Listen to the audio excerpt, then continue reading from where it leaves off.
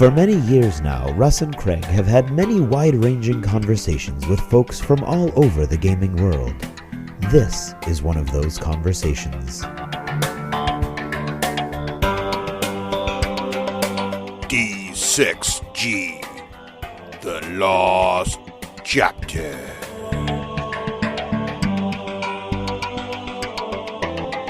Hey, so welcome back to Dunkin' Donuts, and no, they're not a sponsor. Yeah, someone asked us that the other day. Somebody did ask us that the other day, and I think it'd be a great idea. And actually, I was sitting in a Dunkin' Donuts because that's the only thing I can walk to. And when the owner came in and he was discussing with a bunch of contractors an upcoming renovation, and in my head I was like, I should totally go up and talk to that guy. But seriously, what possible benefit could we be to him? Craig. So I did. Hey, Craig, wait. Look at that guy. Who's that guy in the booth in the corner over there? That guy. I think that's John Regal from DakkaDakka.com. From Dakka. John, what are you doing here, man? Hey guys, how you doing? Thanks for coming. What are you? I'm just chilling here. What are you enjoying next to that fine cup of coffee there? What kind of donut is that? I like the buttermilk bars. What are you? What You must have smuggled something in. What? They don't have buttermilk bars? What kind of Dunkin' Donuts do you have in California, man? Buttermilk bars. I don't know. It's got magic buttermilk bars. It's got magic. Those are the good ones. Is it anything like butternut donut? Because that's what I'm having, and those are darn good. Have you guys never had a buttermilk bar? Is that what you're telling me? No idea. I'm actually telling you that I am going to call you out right now that there's no such thing.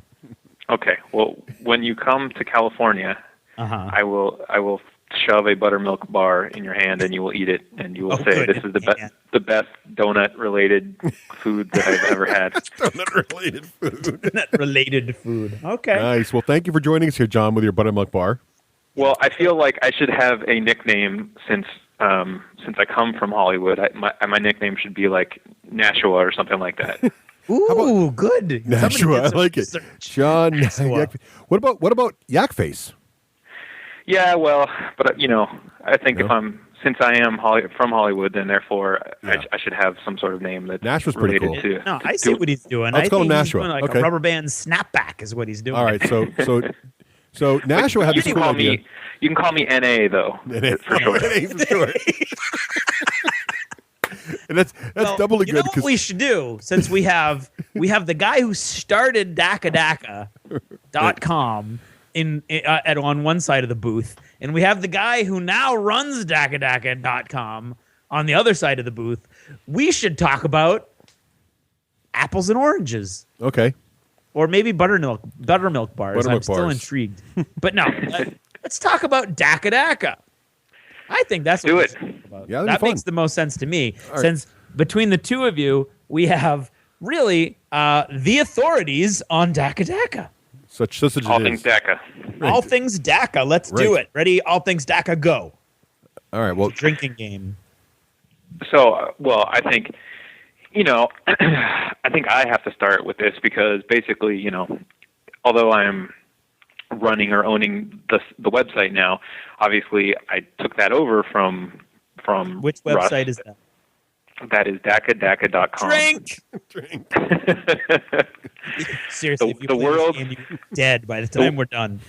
The world's premier miniature wargaming website. Indeed. Ooh, very nice. Indeed. I'll say it like that. I'll go out on a limb. Anyway, so I live way out here on the west coast of the United States, so I never got to see the DakkaDakka store or anything. So, to me, a lot of the lore of Dakka is sort of nebulous. So I thought might be interesting to hear it from the horse's mouth, so to speak. All right. We just like to call him the big giant head. Yeah, great. So I know you probably told it before, Russ, but I don't know.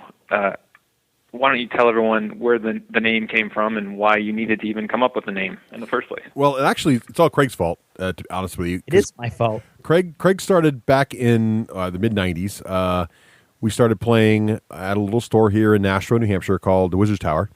And moment of silence for the Wizard's Tower. For the loss of the Wizard's Tower. Which was dying before we ever even found it. No, but, it used to be on Main Street, and then it moved. But, so we played there. We played Necromunda, and then we got into 40K, and we started doing leagues. And Craig Main originally Street on Nashua, by the way, NA. Woo! Yeah, right. Ooh. That's right. And so when we started playing these leagues, Craig originally ran them, and then something happened, and Craig got really busy. So I took over one of the leagues, and we originally were hanging the stuff on the walls, and I thought, being an internet guy and a tech guy, I'm like, this should really be on a website someplace. So originally I had a free account or small, very cheap account with Earthlink, because I had Earthlink as a service. This is back when we had modems, people, remember that stuff? That was what we had. And so I had an account with Earthlink, and you got a free web page with every service provider account. So I started the page there, but of course, and I would hang the URL up in the store, but the website was something really long, like earthlink.net/Rust/Wakeland/1378, some real long thing, and no one could remember it. And I was like, well, it'd be kind of fun to set this up as a website, so I need a URL for this thing. And so I searched around, and our league didn't have a name at this time. It was just the 40K league. And believe it or not, WH40K.com was free. So I thought, well, that's a perfect name for our little 40K web league. So I went to register it, and the next day I went to register it, GW had snapped it up. So I was one day away from having WH40K. Which would have cost us Dakka. Yes. That would have been a disaster, by the way, if you had actually gotten that. Yeah, that would have been a shame. But so after that, so then I thought, what would be more fun is I thought something silly. I was like, well, what should we use instead? I know Dakka is kind of funny, and we all shouted Dakka when we shot our guns. But stuff. You agonized over it. I did. I actually came back to the store several times. I remember a conversation in your driveway. Yes. Like, what would you call it? What should we call it? And I couldn't come up with Bupkis. Yeah. So I was butt use. I was like, call it the rapier. To this day, I remember that I suggested because I was like, what if we play fantasy and yeah.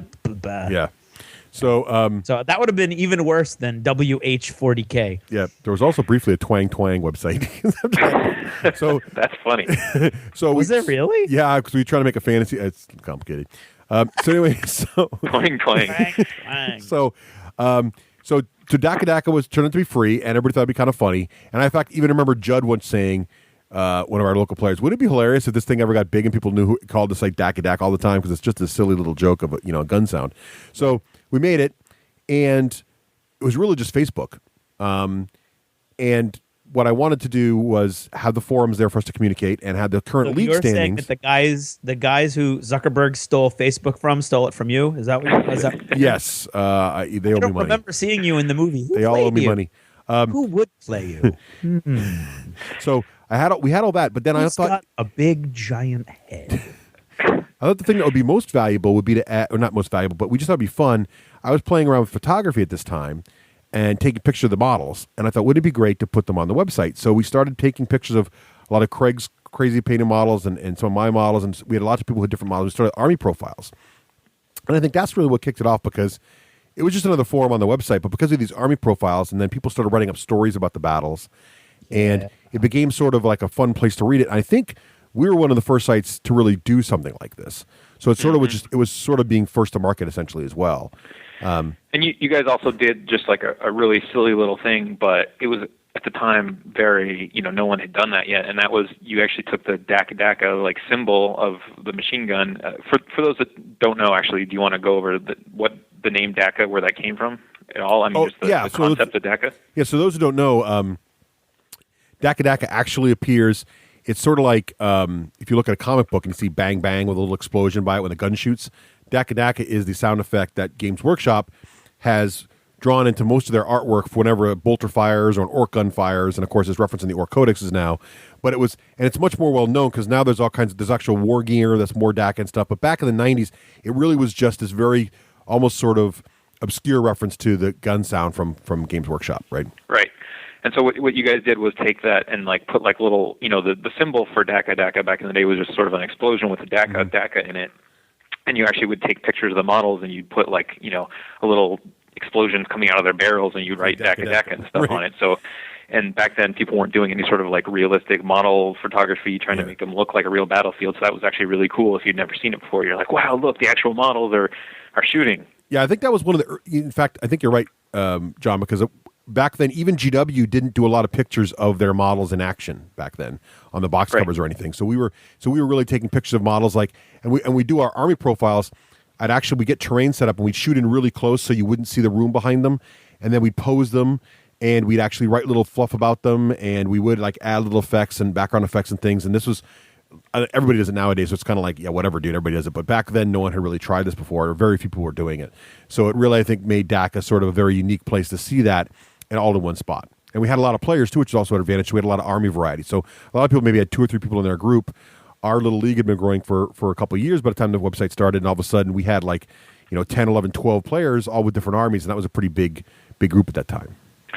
So you had a forum on there, and when did you start to notice that you were getting people outside of your group posting on the forums? Well, it was freaky. It was pretty early on we started getting people, and we started getting people from England and stuff. And I think about a year in, I started realizing that our little front page engine was not going to support it. And this became sort of a debate, too, briefly in the group, was should the forums be private or public? Right. And I always thought it'd be better to be public, because one of the things was great was people come in and they ask questions of us like we were some kind of experts. A lot of times it'd be like, well, you guys have this league and stuff, so how do you rule this? And we'd always couch it as, well, we don't know, but here's how we play it. And it sort of started becoming a little bit like people would come to Dakka and ask rules questions. And I think mostly just because they happen to know that there's a group of 10 or 20 people playing games there all the time, and they've had to deal with it, so they came up with something. So that's how it sort of started, and I thought it was kind of neat that we were able to have that interaction with people around the world. So I started looking for different ways, and so pretty early on, the forum portion of the website became a separate engine of the website than the primary side of the website. So we lived on front page and then variations of that for a while on the main site, but the forums itself switched over to EasyBoard pretty early on, and then some other various flavors to get it over to a more robust system, because we were getting so much traffic on the forum side. Now, I remember back in the day, I think I started visiting Dakka probably in the early 2000s, and there was a point where you had some sort of software where you could actually see like the title of or like the first line of every single post, basically. Mm-hmm. Like you would go into a thread and you would see like a complete breakdown of every single post, and it was actually a really, really, really cool cool way to view it, because you could totally see like the exact reply where you left off essentially in a thread. But I remember at one point you had to scrap that, and you said it was just way too like database intensive or something. But like how far along was it at that point? Do you remember what I'm talking about? Oh yeah, that was when we were using a MySQL flavor, and we had it sort of custom for them. We were pretty big then. I think we were probably around, well, big, because when the website peaked under my hosting of it at about 12,000 registered members. But in the early 2000s, we were probably hovering around 5,000 or 6,000, I would say, back then, which was big for then, especially when you consider the late 90s, early 2000s, still, even though the internet was obviously very well known and popular, not everybody was online then. In fact, I remember this was a big challenge, because one of the things we tried to do was we tried to launch, we came up with this idea of Dakka stats. And the idea was that we would track web stats. In fact, I think, was it Wargaming HQ and there's other guys out there now in Australia doing a fantastic job of what my original concept was back in the early 2000s, of the same idea of once league again tracking. People stealing Russ's ideas. Well, no, it was too early. It was ahead of its time. It was ahead of its time. Come on, folks, you got to give them a piece. No, the problem was that not enough stores had internet connections in them. And this is before everybody had an internet-based cell phone, so there was no way to really record the game. So everybody would pile the paper up, and then when they go home, they didn't feel like recording them all, so it never really worked. But even then, we really wanted to get that, so it ended up always being back to the league manager's job to do all that stuff. But so having 6,000 people was pretty big back then, because not everybody was online. It was a much smaller segment of the gaming populace that was actually online at the time.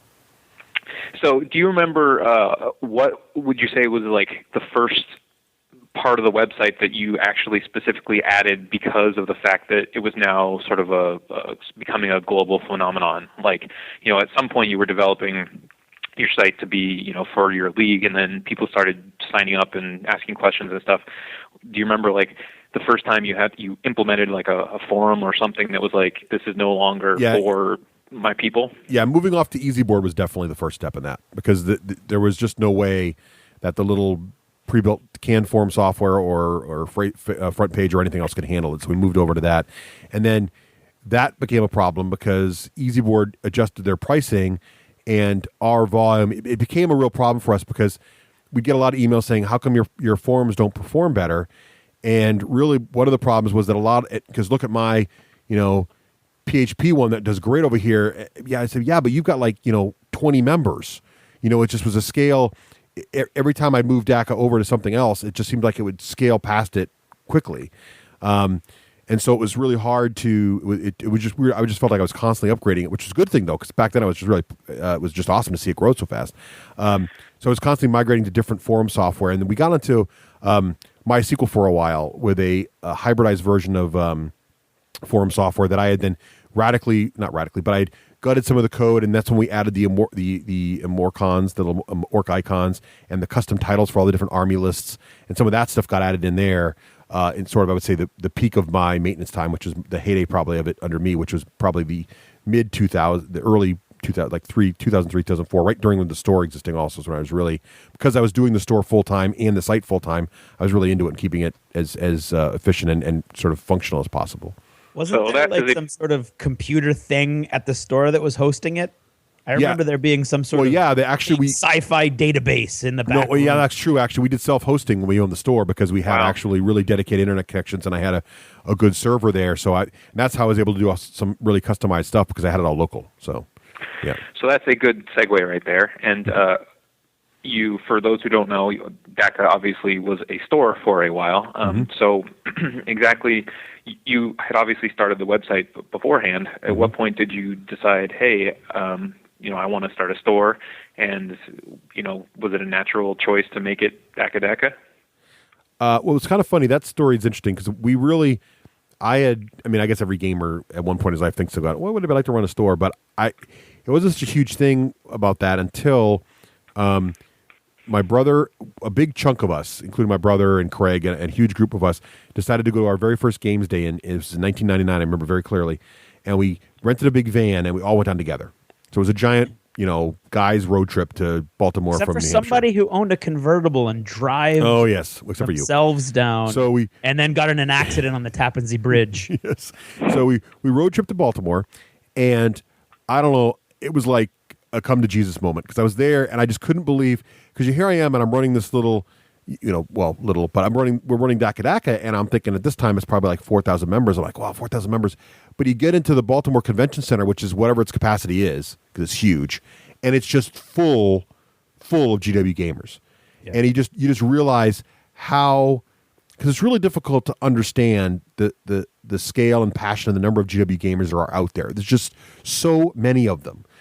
And they're so passionate about it, and it was so awesome. It was like, wow, look at all these people. And I hadn't really been to a lot of gaming conventions back then either, of any kind. So it was sort of a double wow but this is one particular company. Was that your first? It was my first. Yeah, it was my first. Mm-hmm. So I was like, this is amazing. So on the way back, John and I, my brother, we were talking about, geez, this is amazing. And John had been very instrumental. I mean, he doesn't really play much anymore, but he was a sports nut and he's a stats nut. And he'd been very instrumental in the league's statistics tracking and how he managed win-loss ratios and all that stuff. He loved that stuff, and he got all into that. So he was very passionate about that kind of thing. And so he got really into this idea of a store, and the idea of a store where it could be games day every day. That was sort of the underlying focus of what Dakka the store was going to be. Because the problem was, our current store we were playing at, we had gone in there and they didn't really have a lot of tables when they started. They had like one, and we had built all these tables for them at no charge. Craig had built a couple, and people had donated them and had these tables there. But you'd go into Player 40K, and there'd be Magic tape players sitting there playing on the tables with their cards all out, like poking the mountains made out of polystyrene with the worst pencils. thing was the role players. Yeah, or whoever. The role players would come in, and we would like put all of our stuff off to the side, and it would be not nice and neat. I mean, it took up space, but it was off to the side.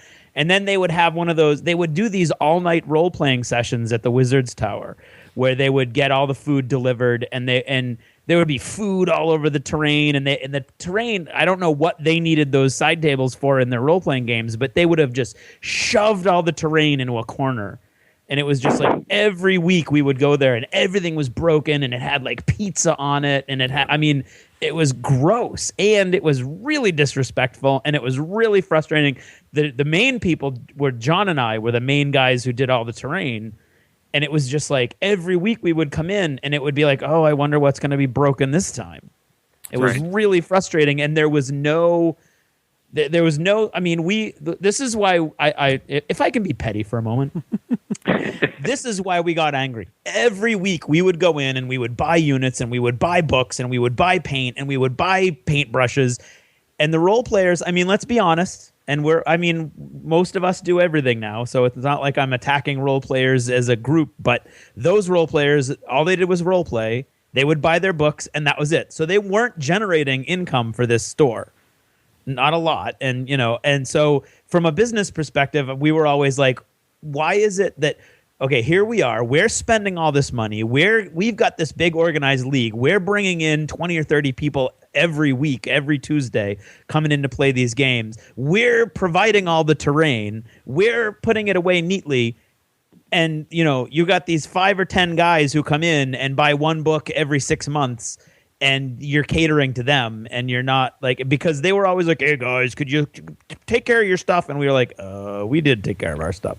So it was over the course of maybe a year of a growing, building resentment and frustration and that's a really amongst everybody, but specifically about those of us who were building this terrain and trying to maintain it. Well, it's a fantastic segue, because basically what got us frustrated was, here we are, we're doing a service that most of the stores would love to have for you. We're generating this whole revenue stream for you. And really, we shouldn't have to. This should be a service the store provides. Why shouldn't a store provide this service to the players? Because the service of running leagues was becoming a lot of work. And that service should really be done by the store, because they're getting the sales. They're getting all the revenue. And so the idea behind Dakka was, the store was, we want a place you can go to, and it's not a store first. It's the model of the Dakka was, it is like a racquetball club. You think about a racquetball club for a minute. You go to a racquetball club because you can't have a racquetball court in your own basement. So you go to a racquetball club, you pay a monthly membership, you get in to use the courts. Oh, on the way into the courts, there's a pro shop. I can get a new ball. I can get a new racket. I can get a new T-shirt with my favorite brand on it. Well, that's what Dakka the store was. It was more a club, but not in the sense of it's only the friends I know. It was a club like a racket club or a health club is, in that it's a place you can go. You're paying to play, and people used to say, pay to play, that's crazy, but you pay to go to a gym. You're paying to put the lights on, you're paying for the air conditioning, and you're paying for the equipment, which in our case was like 20 games day quality tables. There's a lava table, there was a island table with a huge volcano on it. There was tables there that, there's a Mordheim table with buildings that Craig did was just off the charts, the boats and everything. Kind of tables people would love to play on. You go in there, you bring your models. We had painting stations there where you could sit and paint all day. There was a lounge where you could go and rest and read through the rules. There was a dedicated army builder workstation where you could crank out your lists. You could print all the paper you want. We didn't get mad at you because you're already paying the club fee to come use all that stuff. And you could pay daily admission, you could pay monthly admission. So it was a very, very focused thing. And we decided we were going to carry, because at this time, most stores didn't carry the full range of Games Workshop, because Games Workshop had so many SKUs. There were so many models for their full game systems. And so we made the decision conscientiously that we were going to be a pro shop for this hobby. Or consciously. Yes. He made it consciously and conscientiously. He was very conscientious about this conscious decision I that was. He made. So we got the full line of all the Games Workshop products, right? So we decided at this time we're only going to carry Games Workshop. We carried every single 40K SKU, every single fantasy SKU, every single mini game that GW came out with, we carried. We even had the crazy card games they did. I mean, we did. If it was Games Workshop, we had it, because at this time there weren't very many Games Workshop stores in our region. And we launched Dakka. I think it opened in April of 2000. I remember it well because it's my wife's birthday. And this was the same time that right at the time GW also announced Battle Bunkers. And it's funny because I can also say this, that I thought they announced it after they visited you. Here's what changed. Battle Bunkers didn't have painting areas until they visited Dakka, and then they added painning areas. See, I knew there was something that you could legitimately take. The other thing we took, and you might remember this, John, is remember my racquetball thing? I used to play a lot of racquetball, and what they have at racquetball clubs is they have racquetball ladders. Now, a racquetball ladder is a triangular piece of wood with a bunch of hooks on it, and you put all your player names on there, and you can challenge someone in the row above you, and if you beat them, you move up in their slot. And you move up to the top of these ladders, and if you can stay at the top of the ladder for a certain amount of time, you get some little prize. So we created battle ladders, called them challenge ladders, and my brother made them out of polystyrene, and they're these huge things. They had models for each one. We had one for, we launched the store about the time War Master came out. There's one for War Master, one for 40K, one for Fantasy. They're all up there, the battle ladders. When Games Workshop came and visited our store, they loved the battle ladders. And you'll notice shortly after that, they got a partnership with Gale Force 9, and Gale Force 9 cranked out Battle Ladders. And for a while there, Battle Ladders were showing up at all the game stores. That was also a Dakka invention as well. So we really innovation, not an invention, but an innovation. We didn't even invent it really because it came from Racket Clubs. So the whole concept of the store really was innovation to use it for this nukes was Racket Clubs. It really was the whole thing. So it was really a club store where it was games day every day. You come in there, it's always a place to play. And because we had a big enough player base, there were always someone to play a game against, and we had leagues that were so large, 30, 40, 50 person leagues. We had actual divisions in the leagues, and we had all these metagame rules to make sure that the ace players couldn't pick on the newbies and all this kind of stuff to kind of keep the game experience good for everybody. And so it was really a very competitive but in a very friendly, hopefully, sort of environment way. Were you still running all the leagues, or did you have players coming in and running their own leagues? The store ran the leagues. You could run your own if you wanted to, but one of the hooks was one of the sort of the advantages of paying this monthly fee is, hey, we also run the leagues for you. So that was the whole thing. We had regular leagues in all the major game systems. Even when Lord of the Rings came out, we did all that stuff, and we really wanted to say, look, we run this for you. You can run your own if you want on the side. And people came in. We also started mega battles at the store, which was the idea that to make for the non-competitive gamers. So one Saturday a month or so, we would run. Huge. We ran events all the time. We ran there was a 40K tournament every month. There was a fantasy tournament every month. There was these mega battles, and the mega battles this is a chance to bring in everything, and all the optional rules were allowed. So the Bane Blades were out there, the Forge World Titans were out there, the Armorcast Titans back then were out there, and we had it set up so that you could have a Battlefleet Gothic table going on one spot, and that the shots from the ships that would affect the planets, and very much what became Apocalypse, right, or Armageddon, whatever they call it. Apocalypse. Yeah, very much what Apocalypse eventually was. We were doing that back then, too, just because, and I know a lot of people were also, but it was just a really fun, so we tried to accommodate everyone, right? We tried to do it all and try to just really make it. And these are we're talking 40,000 points aside. Oh, yeah, it was crazy. So most store owners, I would say, don't do that. They, if they have leagues, they're run by a player or by I don't know, maybe it's an employee, but it's not the owner per se. It sounds like a lot of this stuff is fantastic, but it also sounds very time-consuming above and beyond the actual duties of running the store. Would you say that maybe that contributed in some way to almost taking more time on your part than a typical the people that just sit there and run the store, basically? Probably. I think that it required a more unique skill set for your employees, right? So one of the things we did actually have a few, the main owners, and my wife was also instrumental in this because she did all the back end work and she had a lot of retail experience. I kept us honest, but so she did a lot of that stuff. So John and I really focused on the leagues, new terrain, when something would come out like Armageddon would come out, the big theme stuff would come out. We'd focus on making events for that kind of thing, and she did most of the back end work on the other stuff. So you needed employees that could do both, which was challenging. The other thing challenging about this format of store is anybody who knows about retail will say, well, it's all about square foot, how much you pay per square foot, and how much retail space you have. So any space you have that's not dedicated to retail is losing you money. However, we were looking at the business model of, well, we're not only a retail store, we're also a health club / bowling alley / one of those models. So in that case, well, now it's a little different. As long as your monthly revenue is covering that, you're okay. And so we looked at it as our only revenue wasn't just selling stuff, our revenue was also service-based, right? So as long as the people's membership fees were covering the cost of the hours it took to run the leagues plus the cost of the extra square footage, we were okay. And actually, what turned out happening was we sold a lot more stuff than we kind of expected initially, to the point where we became one of the largest store on the East Coast to move Games Workshop products. And so we were really, really excited about that. And that helped us out a lot because, and this was back in the very beginning, what's also interesting was you could sell GW products online. So we had an online store as well. And because of the goodwill of the website, we didn't discount ever at all. That was the other thing. We were straight up, you paid list price for everything. But people would even buy it online back then, even though other options were available back then, because there was such as goodwill for the site. And they wanted to support the site. So when they're buying their Land Raider, even if they lived in another part of the country, other part of the world, they'd buy it from from Dakka.com.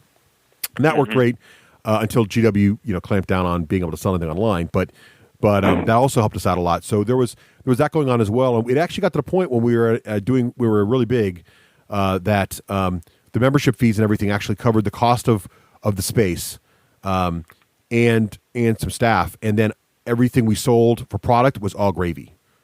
Wow.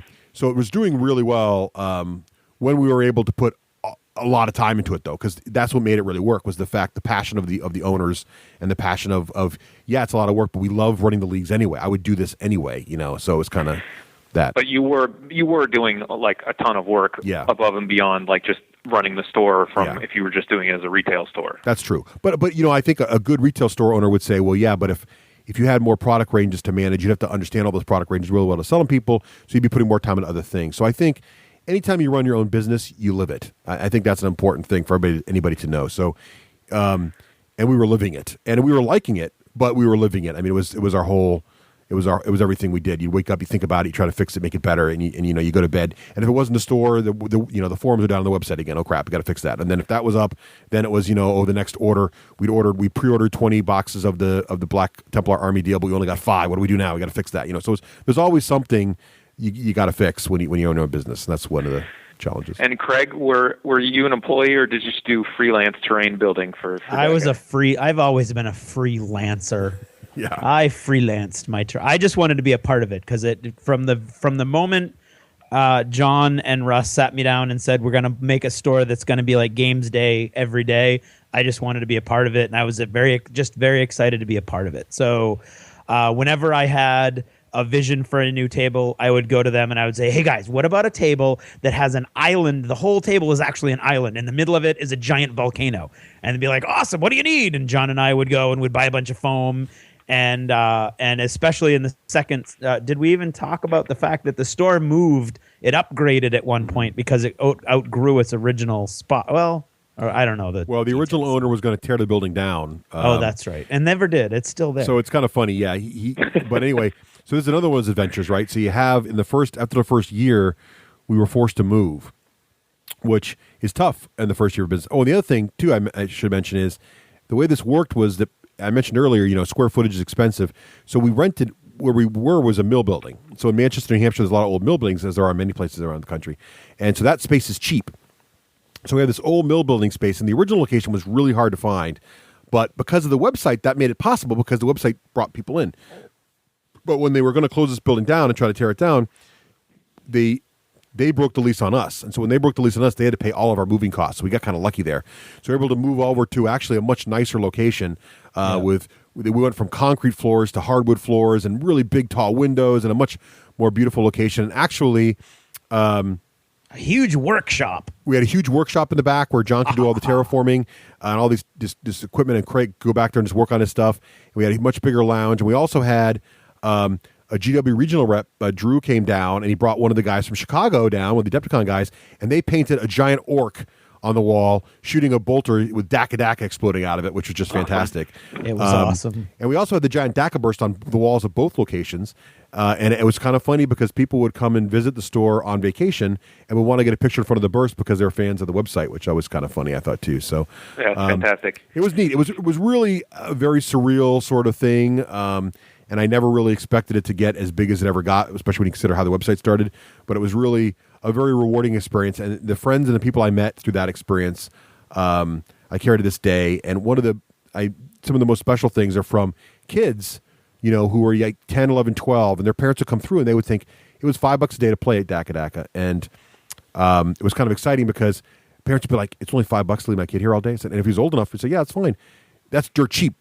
As I know now as a parent, entertaining your child for a day at any location is much more than $5. So they'd come in and they'd leave their kid there, and they'd buy a $10 or $15 or $20 model Not for him. Not little kids either. Well, they would be big 10, enough to be. They were playing their own games. 10 to 15 This year old wasn't a babysitting. Yeah, right. Daycare. Daycare. We even had birthday parties. People come in and they do birthday parties and they all paint a miniature, and we teach them how to paint. And they love the painting tables, and parents love the crafting, even though there were giant orcs shooting each other. They didn't have a problem with it. And those kids now are all grown up. They're in college, and I get letters every once in a while from them saying how much fun they had at Dakka, and that always means a lot. And it's just really, it was a very rewarding experience, and I really was, and I think John and Nicole and Craig and everybody else involved with it would say the same thing. It was just a really wonderful time to be involved in the hobby. It really was 100% Games Day every day. It was cool. It was nice. crazy. I mean, I never got to visit, and just, I'd seen pictures online. It was always like, well, I want to go there one day, but then, I never did, and then I missed it, so I'm all sad. But And it's like Disney World closing. It is. But, for anyone interested who's just hearing this for the first time, if you do go to Dakka and go to the articles section and do a search for the history of Dakka, there's, an article basically about the store and the beginning of it, kind of basically what we're talking about now. Yep. And, but it's got some pictures and stuff of the store, so you can kind of get an idea of just how great it looked.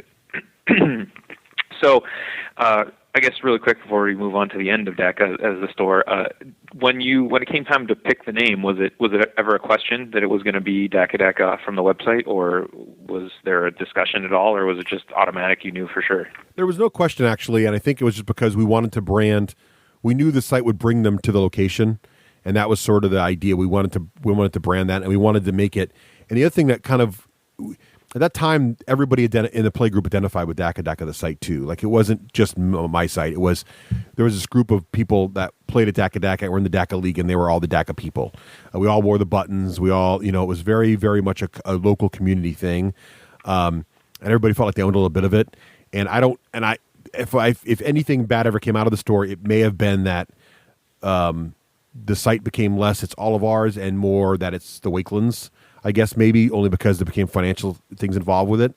But going into it, I think everybody really was excited about the idea of what Dakka was, the site, and what the store was too. So I don't think there was ever the question that we're going to call it Dakka the store.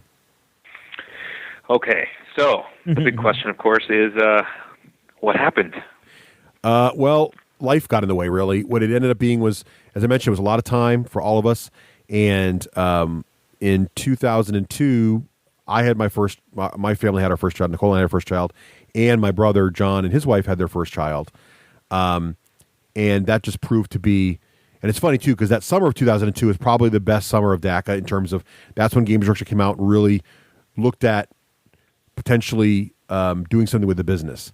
And in the back of John and my head the whole time too was, Games Workshop might come out and really see what we've done here and really buy it or do some kind of alliance with us.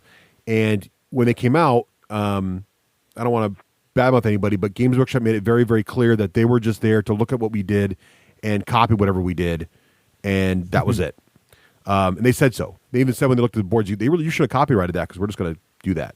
And I, to be honest with you, at that time the battle boards were kind of becoming passé, and people were more into league formats, so it didn't bother me much. But that was sort of the attitude, and it wasn't that we got mad at GW when we're done. It was more along the lines of we realized that there was not going to be a future of GW coming in and partnering with us, and us. We had different ideas of franchising, or maybe we could sort of help GW really refine their battle bunker project and be more like Dakka, or would GW want to own the Dakka brand and move it out? There was some all these different options in our heads, and they made it kind of clear that wasn't really ever going to happen.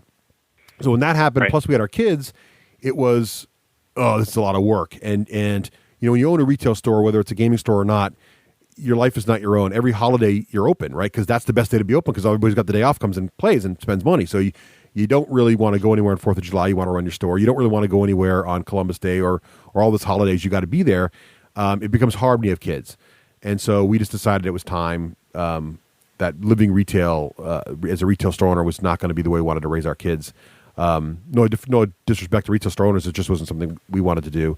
The other disadvantage we had was that John and I had other career options too, because he's a pharmacist and I'm a software guy. So there were other options we could have to maybe be a little more lucrative and not have the hour commitments we have now. So that was sort of what the decision was. We started looking around at, well, we don't want the store to go away, and who can carry on the petition and want to own the store and take it forward from where we got it to.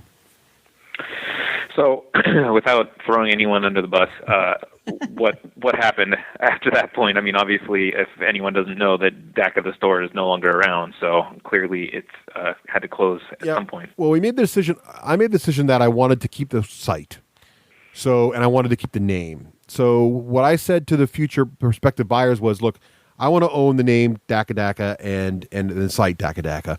But when I sell the store to you, I'm going to sell you the license to use the name as long as you personally own the store, right? And so basically, you can still call it Dakka the store. You can still run it that way, but I want to still own the brand because I wanted to own the website. I couldn't give up the website at that same time in my life. So, and and I'll tell you the mistake John and I both made was we decided we wanted to, instead of shopping around and really looking at anybody on the planet who might want to buy the store, and I think that was our big mistake, we looked to a friend. We said, well, which of our friends, let's just talk to them on the side who would be in a position to want to buy this from us. And looking back on that, I think that was an error, not because this person wasn't talented enough to do it, but I think we kept our scope too small, I think, really. And so, and the people involved weren't maybe that we were looking at shopping it to, maybe didn't have enough experience to kind of take it to where it needed to be. And unfortunately, they got in a commitment they weren't really ready to handle, I think. And I think they made some mistakes that I think that I would say to other store owners, you got to watch your inventory very carefully. And at this time, too, Games Workshop had a very interesting practice, and I don't want to throw them under the bus, but they would call a new store and they would say, hey, we'll give you a great deal right now. We'll sell you $10,000 worth of product, and you don't have to pay for it for 2 years. We'll put it on the thing, but or 6 months or whatever, or a year or whatever. So we get all this now, but it's a great deal. We're gonna, we'll get you 2 of everything, and store owners will buy that. But if you look at your stores, you've already got 2 of everything, and it'll also put in there the older flavors of all the models on you without telling you that kind of stuff. And all of a sudden, you've got the old version of the models, and the new Necrons just came out or whatever, and now you can't sell those anymore, and you're sitting on that, and then your 6 months or 12 months goes by, you never sold them, and now you owe a big amount of money there. And I think that was unfortunate. Good sales reps don't do that, because good sales reps know that you're a customer for life, and if you do that, you'll kill your store. And this is where when you hear store owners say, I have challenges with certain companies that do this will frustrate store owners. What we were good about was we were one of the few. A lot of hobby stores don't manage their inventory very well. They don't even know what they sell, really. They just look on their shelf and they say, "Oh, I'm out of Space Wolves. I must have sold them all." They don't know if they got stolen. They don't know. They don't have like inventory tracking. At least not back then. Nowadays, computers are even more prevalent instead of just having a cash register. But we did full inventory management. We had just-in-time inventory. We would only keep 3 deep on every blister, and then we'd reorder as soon as they'd sell. So there'd always be a new one in next week. So we did all that, and we would know when we needed something. And I think if you had someone who's doing it more for a hobby than as a business side of it, then that kind of stuff sneaks up on you, and all of a sudden you're deep in things you don't need to be, and you got a lot of money tied up in inventory. You can't buy the new codex when it comes out, so now it's not there for anybody to sell, and you get kind of locked out. And you see it happen a lot of hobby stores, and that's what happened, I think, here as well. So there was no back deal mobster takeover or going on. It was just the grind of the retail store. Yeah, that's what happened with our family. And then eventually that owner, when we sold it to, he also became in a position where he couldn't run anymore. He sold it to someone else who tried to keep it going. At that time, then I asked for the name back, and it became a different kind of store, and it lasted for a little while longer. And from there, when that store started to fail, that's when the train broke up, and Craig's tables are now scattered to the 4 winds. Yeah. Unfortunately, it did change names at some point at the end. It did. It became near the end. It became Battlefield Manchester. Near the end. Ah, right. Yeah. I remember that. Yep. Not personally, but hearing about it again. So, I guess that moves on to, you clearly said you wanted to keep the name and the logo and the website, but obviously that didn't last forever. Yep. So, as someone who had probably joined, someone from the West Coast here who had just randomly found Dakka and started posting on there and becoming interested in the community and just liking the website, there was a while there where it was, felt incredibly vibrant, and you were definitely involved during the heyday of the store and everything. And there was a couple times where stuff crashed and basically every post on the forum got wiped out, which was always horrible for the people on the forum. It was like, oh my god, all my work in the past is now gone. But there was definitely, I'd say, the last few years, like 2005 to 2007, there was a noticeable difference where you were barely posting anymore, and the updates were few and far between, and sometimes the site would go down even for a couple days. And then that only happened like once or twice, maybe. But no, but it still was enough. So what happened there was, the whole store sale happened in, I think, 2004, right? So. Or right before 2004 and 2005. So when that happened, I was kind of wanted to take a break from the hobby, but I didn't want to lose the site. So I kind of pulled back on the hobby a little bit. Also, my second daughter was born. So now I had 2 young kids, a 2-year-old and an infant. So we're dealing with that going on as well. And I just sort of pulled back from all hobby gaming a little bit. But as I came back into it, I started experimenting with other hobby games. And this is when, Craig mentioned earlier, I got involved with Starship Troopers. I got involved with the Flames of War. Well, nobody was supporting 40K the way Dakka right, did. And that was one of the other problems. Right. There was a big, huge local shift away from GW. So I just and as I did that, I started feeling like I started feeling disconnected from the primary Dakka community also, because it was still primarily, and you'll notice back then too, I started injecting like other game systems into the Dakka thing. Oh, and the other thing that happened right around that time is we had imagery of Games Workshop on our site for many, many years. Just pictures of our own painted models and stuff in the logo. And we got a huge a cease and desist sweep came through in like mid-2005 or so, that also from GW that kind of said, you got to lose all the imagery on your front page, blah, blah, blah. And I managed to keep the army profiles, but I had to, there used to be the orc in the corner with his logo, his gun exploding and all that. I had to pull all that out. And so I just kind of yanked it. And that, I think, combined with some of the stuff that happened when we were looking at, how can we expand the store and ally with GW, probably got me a little bitter. So I started kind of, disconnecting from it a little bit. But then I realized, I started thinking about the community and how much I really respected it, how much it had done for me, and I didn't want it to fade away. And I also didn't want to make the same mistake that I felt I made with the store, which was just turn to one of my friends and say, basically, hey, you feel like running a website. I wanted to make sure it was someone who was going to be as passionate about it as I was in the beginning and could bring it back and give it the energy it deserved. And I know we had some fantastic moderators, over the years. John, you became a moderator. We had some other really great moderators, but I didn't want to just kind of thrust it on them because I knew anybody I asked would feel compelled to do it, because they would want it to die, but I wanted to make sure they're really passionate about it. So I figured, well, how can I just throw this out to everybody and sort of like crowdsource it? Before crowdsourcing even existed. Well, we should be keeping track of these. No, because I leveraged eBay, which is a well-known tool then, and I just sort of eBayed the website, which I think made a bit of controversy because it's like, what is Wakeland's trying to get as much money as possible? And, well, yes, but also, but more importantly, I wanted to make sure that the people involved with it were serious about it, right? Yep. And so that was kind of where it went. It was like, I want to see if we get someone who's really, really serious about this and see who's going to come up and look at it. Right. And which brings us to me, I guess. You, right. So what made you think you wanted to run a website? Well, I didn't really. Basically, there was a big paranoia at the time because, like we said, like Dakka had felt like it's sort of like fading away, and just in terms of it didn't feel as vibrant as it had been before, and so there was kind of like this idea. Well, there's a good chance that if people had put the idea out there that someone might swoop in and buy this eBay bid just to plaster the site with advertisements to try to milk whatever traffic was left and make their money back, and then basically just close it down. So there was a genuine fear of people that would happen. I mean, anytime.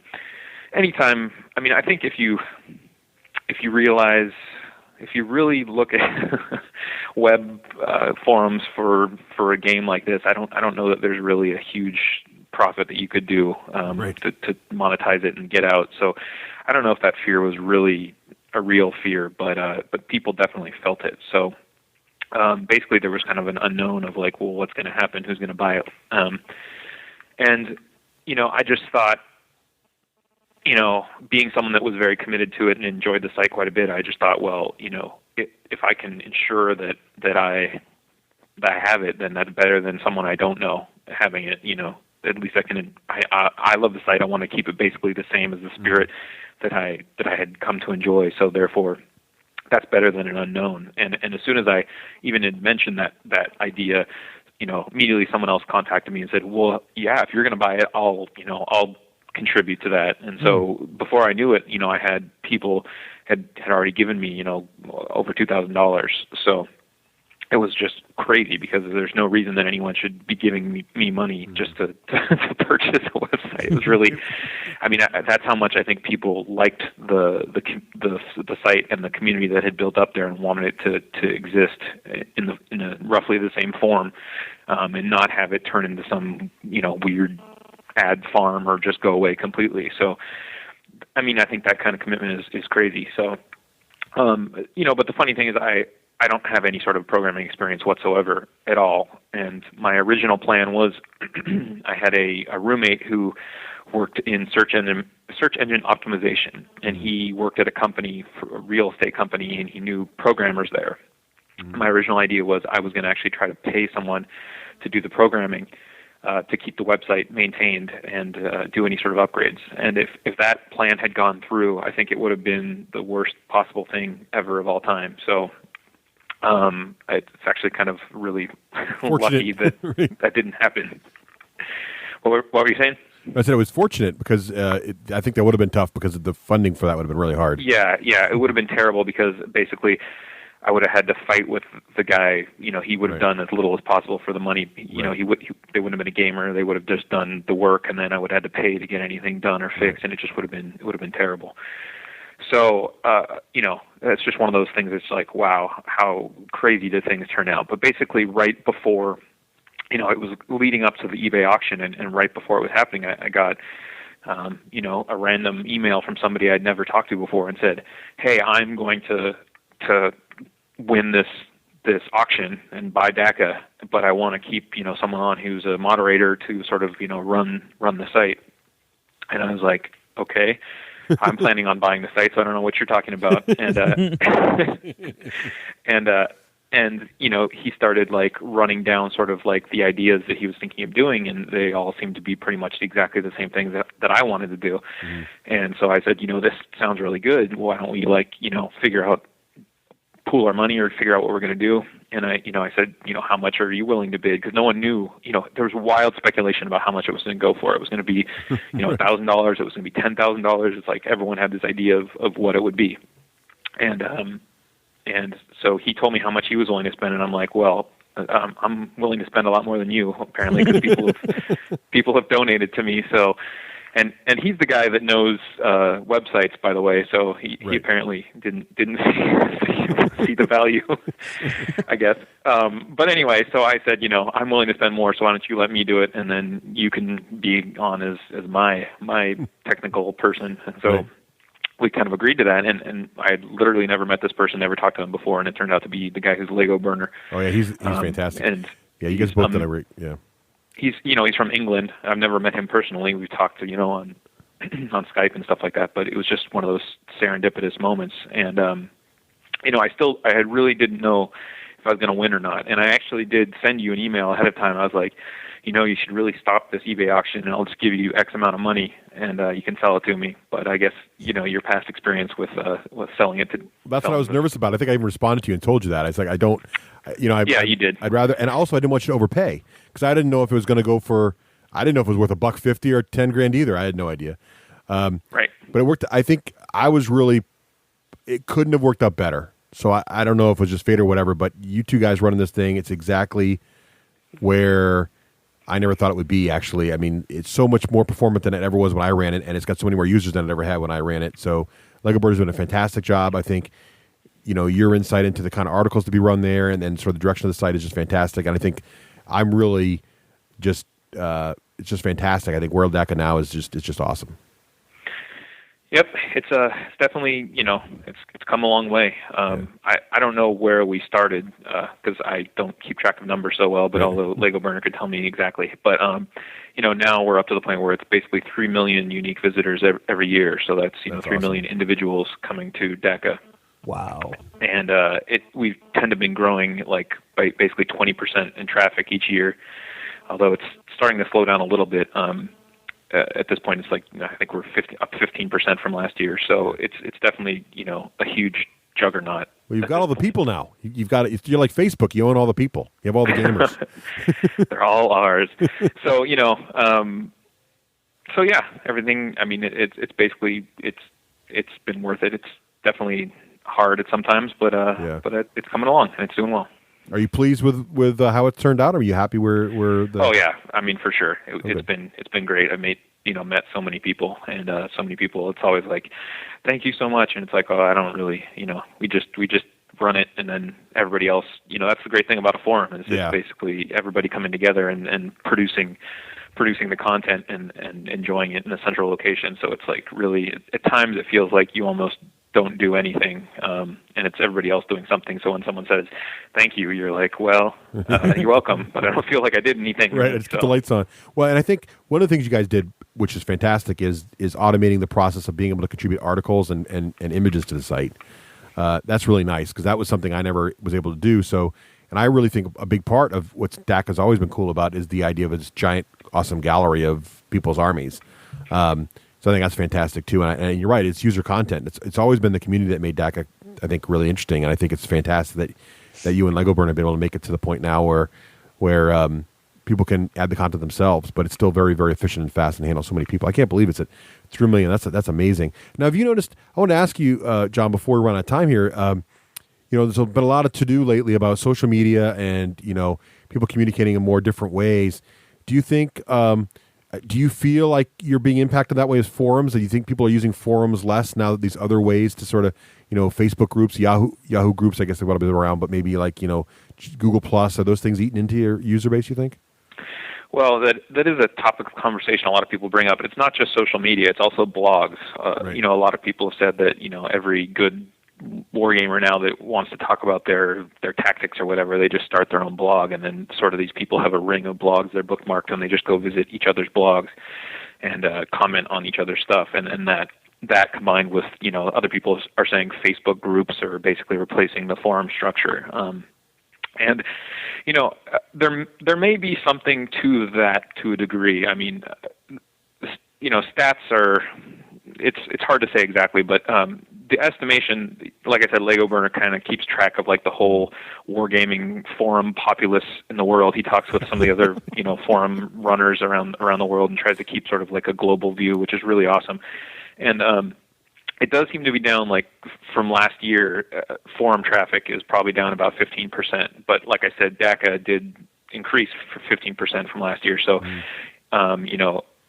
and you could just say, well, we're just pulling the people from other forums, perhaps, but we get by far the most new traffic from search engines, basically, because of Dakka's massive size now, and Lego does a great job with search engine optimization. Right. The vast majority of our new users come from people go onto Google and they want to find out about Space Marine whatever, or whatever, and our results come up at the top, because that's just where we are now at this point. So people come there from that way, and then they see, all the features that we have on top of just, not just a regular forum. It's got galleries and blah, blah, blah, and all that stuff. And then those people decide to stay. So, one thing I think we have to all remember is there's constantly new people coming into joining the internet. Right. Every day more and more people are joining the internet. So I think it's hard to say whether, the forum, as a medium is dying, because I think maybe like smaller forums, like your local club forum or whatever, that may transition into, a Facebook group for you guys or something like that. But I think sort of the bigger global communities, I think there'll always be a place for a blog versus a forum, because on a blog, it's really one person preaching and then comments down below. A lot of those are anonymous, and once that rolls off the front page, it's not really easily searchable. It's a much different feel than a forum, and I think people are always going to want to not feel like they're being preached at, which is kind of what a blog feels like, and more be involved in a conversation. So, yeah, I don't see how either social media or blogs could really take the place of such a big community as Dakka. I mean, now 3 million people, you say, right? That unique visitors. Where are the 1 to 2 million people that aren't wargamers that are doing that? Well, when you have 3 million unique visitors, that just means someone. Oh, it could be me from my computer and me from work, and then that's possible. But also just people, typing curious. In something, and they just end up on our page, right, for whatever reason. And then, I think that basically what you're referring to is we've estimated that there's probably around 1 to 2 million war gamers in the world, at least maybe as an online community. Mm-hmm. That was supposed to just be a joke, by the way. I just realized it might have come out snarky. That was not intended. And you're answering me like it was serious. So now I feel bad. No. Well, I just thought I would. No, I appreciate the answer. Well, it's interesting. So it's very interesting. There are 1 to 2 million war gamers in the world. Is that our total population? That's the estimate. So if we rise up, we can form a small city. That's good. Right. If we all come together, we can overthrow a really small government. Right. Nice. But we've got lots of experience. Right. And we block twice our but seriously, I mean, I don't know social media, as everybody knows. So I don't see how functionally it could replace such a huge community. Like, even if it's 1 or 2 million people that are like, I mean, there's not 1 or 2 million people are going to go to like a 1 or 2 million different blogs. And so, I mean, does it really seem like a danger? Like, not numbers wise now, but logic wise. And I think you already answered this, John. I mean, does it really seem like it's a danger to something that's as big and established and vibrant as Dakka Dakka? Like I said, I don't think for Dakka it's a problem, but it is a topic of conversation that people have been talking about, and I do think that maybe for, like I said, smaller forums, right? Yeah. Perhaps. But yeah, I think the future of Dakka looks great. So very good. Continue to grow. Well, that's awesome. And, do you have to wear shades? Yeah, I have to wear shades. Is there any? Speaking of future, is there any new hotness coming to Dakka soon? You want to talk about, or is that still a secret? Well, we always have features. We have a ton of things that we would want to implement. It's just a matter of time. Lego Burner, he has his own 2 children now, so it takes his time away from programming. So it's whenever he gets in it. But we do have some plans. Nothing I can really say. There are at least a couple things that are hopefully going to be really exciting in the future that I can't talk about. But you'll cool. know them when you see them. We'll have to watch out for that then. Nice. And the only regret, or not regret, the only sadness I have is that I can't coax you guys to post more stuff on Dakka. Oh, we'll try. We can, we'll post some pictures on there sometimes. We'll try. Pictures. Just add your pictures to the gallery. Okay, we'll do that. I'll make that happen. Okay, I'll do that. You can't leave your baby behind. That's all I'm saying. Well, I try to come on there now and then. Post in the, and we should point out that the official forum thread for the show is on dakkadakka.com. We That's should. right. And I have to tell you how much grief I get for that in a good way. Well, because every podcast in the world, of course, wants to have their post sticky at the top of the forum. Do you have to explain to them the unique relationship I have with Dakka? That's exactly what I do. I'm like, tell you what, when you found your own site, you can stick it on there too, buddy. That he's grandfathered in. What am I going to do? That's awesome. Thank you. Well, I really appreciate it. It was written into the contract. I really appreciate it. Anything I ever do, ever. I have to give Russ my firstborn child, and all sorts of other I have things. enough children, thank you. You should just hope that Russ never actually goes through with his quilting website. Right. Or Twang Twang. Twang Twang. Seriously, I actually owned the domain for Twang Twang. It was brilliant, I tell you, brilliant. Look, not every marketing idea is a good one. Okay, I'm putting that out there right now. Well, thanks again, John, thanks for leading us through that history of Dakka there. I think that was hopefully people found that interesting. Now it's all on one spot. So hopefully they can get all caught up on it. And thank you again for doing the great job of keeping it going, and really appreciate it and keeping it there for the rest of the community. It's awesome. My pleasure. John, when you said at Dakka Dakka, you can find an article that outlines a lot of this stuff, although not in nearly as good color as we did. No. It's really easy to find. I just went to the articles section of Dakka Dakka and put in history, and it's the very first thing that pops up. And there's all kinds of cool pictures, and it's like I'm walking through memory lane. And at the very bottom is one of my favorite little things, which would be the Tyrannid Picnic. Yes, the Tyrannid Picnic. I had to use the Wayback Machine to go find that out of the old website. And the Tyrannid Picnic, I would like to say, is actually the only documented evidence that the 40K players ever abused the role players stuff. Nice. Which is where, if you look at all the different little tables and chairs, that's where that came from. Right. Right.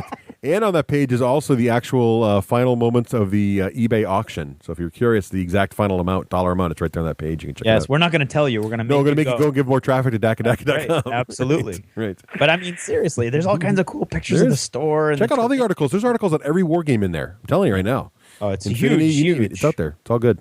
It's a great site. Well, thanks again, John. That's the other thing for anyone listening to this who's like, oh, I don't play Games Workshop, whatever. The absolute goal of Dakka is to be a wargaming site for any type of miniature wargaming. So, we try. Obviously, the most popular still to this day is the Games Workshop products, but we're trying to we keep an eye on everything. We just recently introduced forums for the different games that are upcoming, like Infinity and Weird and stuff like that. So we're trying to constantly trying to make sure that if people want to come and sort of have a general forum to talk about any game, that there's no better place than Dakka. So exactly, give it a try if you haven't. Yep, indeed. First taste is free. It is. All right. John. Well, I think I finished my buttermilk bar. All right, good. Well, thanks. You got to send me a buttermilk bar now. They take forever to eat. They do. They are huge. They're massive. That is the awesomest. Fifth or sixth butternut now donut. I need one. I got to go Google the buttermilk bar and find out what this is all about. Yeah. I think all right, John. Thanks again. Take care now. All right. Thank you, guys. Bye.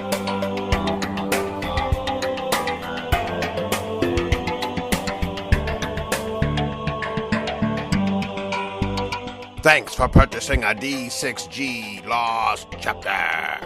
Supporting the show helps it grow.